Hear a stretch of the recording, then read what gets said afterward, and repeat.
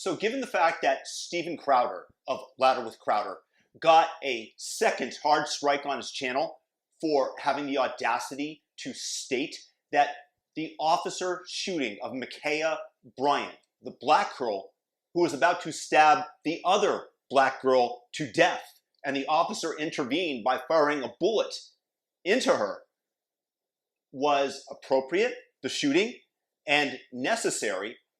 So given the juicy morsel that I'm going to give you, I'm going to be very cautious as to my reaction. A BLM advocate and a city councilman for Atlanta by the name of Antonio Brown, who voted to defund the police, got carjacked. Sorry about that. Was just thinking about a joke that I heard yesterday that was real funny. He stated that the driver hit the gas and then began to drag him half a block. To quote him directly, "I got some scratches and stuff because they took off in the car and I kind of fell on the ground for a minute." He started to speed up, aka the carjacker, and I knew that if I had not let go as he was hanging on, I could have killed myself because he was going so fast. Yeah, that's him killing himself.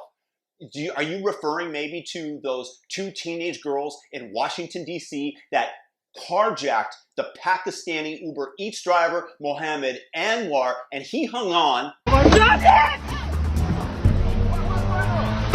my God! Somebody just stole. She's stealing their car. She's stealing the car. Yeah, we called the cops. Call the cops. And those poor girls were arraigned for murder. Of course, they got a sweetheart deal, but given this new wrinkle that it would have been his fault for killing himself, I think that we should rule Mohammed Anwar's death a suicide.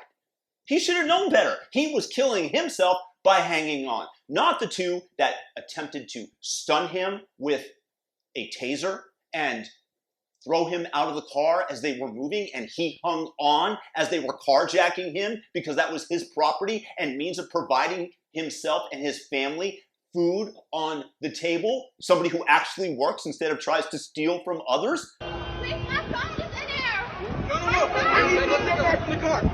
According to this logic, Anwar committed suicide. That's how the coroner should rule it. Death by suicide.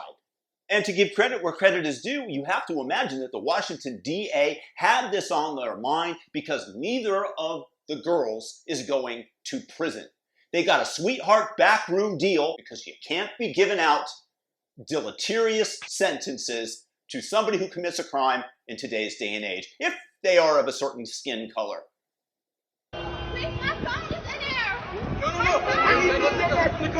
But I have a suggestion. Now that we know it was in fact Anwar who was killing himself, who committed suicide, we must absolve them of any responsibility. We must expunge their plea deal from the criminal record and just let them go completely.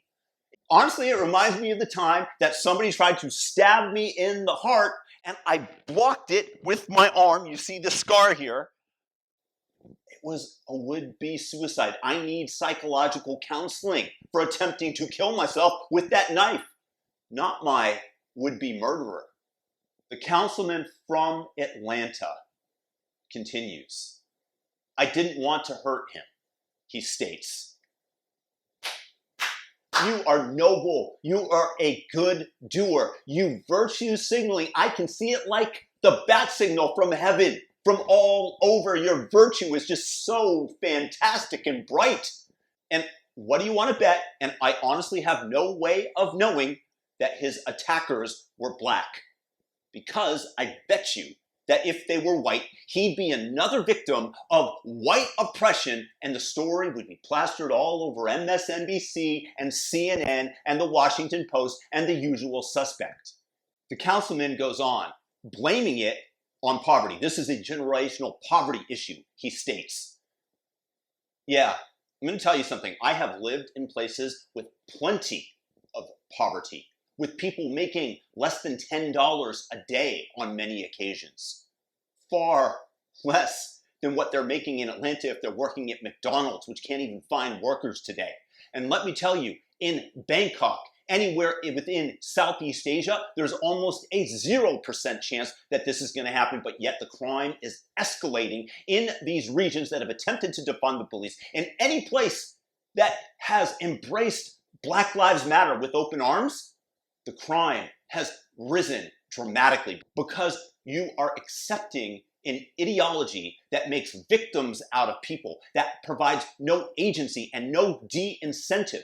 Black Lives Matter actively advocated to disrupt the nuclear family. That means less fathers on hand to provide discipline, for a role model to be in their lives, which everybody should have, every single child in America. And yet, he wants to blame this on generational poverty. I cry BS to you. And the fact that I said that this is a lack of daddies, y'all might think that's racist. That's fine. I believe that two-parent families yield better results than single-parent families, and I'll stand by that as y'all accuse me of racism. And so this man, Antonio Brown, is running for mayor of Atlanta. Question: is this the type of person who you want to be leading our nation? The type of person that sells you snake oil and tells you that all of your problems are outside of you, that everything else is to blame other than personal choice, and that you have no agency over your life because it's been predetermined by external forces. I say niet, comrade, to that. I want things to be my fault. You know why? Because that means that I have the opportunity to rectify the situation, to fix it, to do something about it. This path of no personal responsibility is paving the way to social hell, because the only thing that we have real control of are our own actions. And when we abdicate that responsibility, when we lose control of our own lives, society suffers as we do as individuals. So Antonio Brown, this councilman, states that he will not be pressing charges. Yes, virtue signaler. Fantastic. Let me tell you how this ends. If this car hasn't already hit the chop shop and been chopped and sliced and diced into a million little pieces for resale value, then, my friends, they are going to be dropping off the car in the middle of the night at his house, jumping into another car, and he's going to crow and say that, you see, all we need is understanding and there doesn't have to be police. And then tell you that we need to defund them, leading to fewer repercussions for criminals and an increase of crimes in the area that embrace this horrific ideology. If you guys are new, please subscribe, hit the notification bell, and thumb up the video. That's the only way that YouTube might even pass this around. Peace and blessings. Hope you enjoyed.